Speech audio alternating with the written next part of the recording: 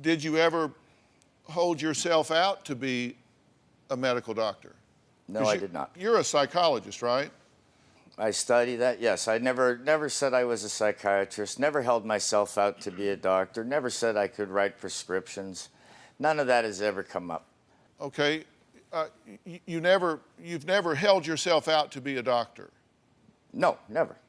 One of you's lying. Are you lying No, to I'm me, not lying. it's Sherry? about- No, I'm not lying. This isn't, no, come on, Tim. Be fair. This is not a gray area. You either held yourself out to her that you were a doctor or you didn't. And if she says you did and you didn't, then she's lying. And you can't make excuses for her. She's just lying. No, it's not about lying. I think it's just a complete misconception of what she thinks one is and what another is. I mean, I never said psychiatry ever. Well, are you a psychologist? Psychology, yes.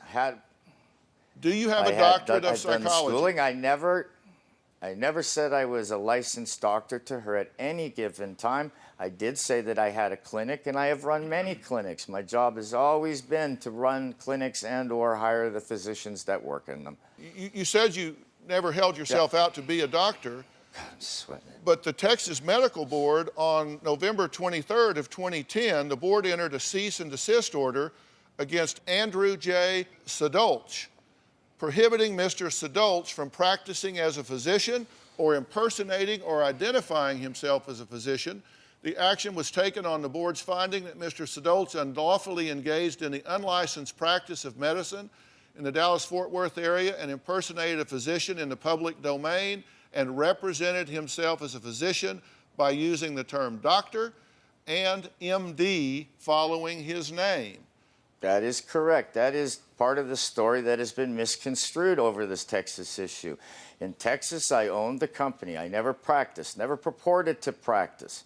However, when my partners had moved me out of my own company, and I was basically dissolved, myself and my other partner lost our positions of ownership. At that point is when all of this legal battle broke out. So this was It came from a lawsuit. This was retribution. Yeah, it totally was. I went after them, and they started to come after me. You're Timothy John Sabolchi, and you have here a date of birth of 8/20/61, born in Bernie, but then it says James Sadolchi, and it has a date of birth of 8/1/60 with a place of birth in Florida.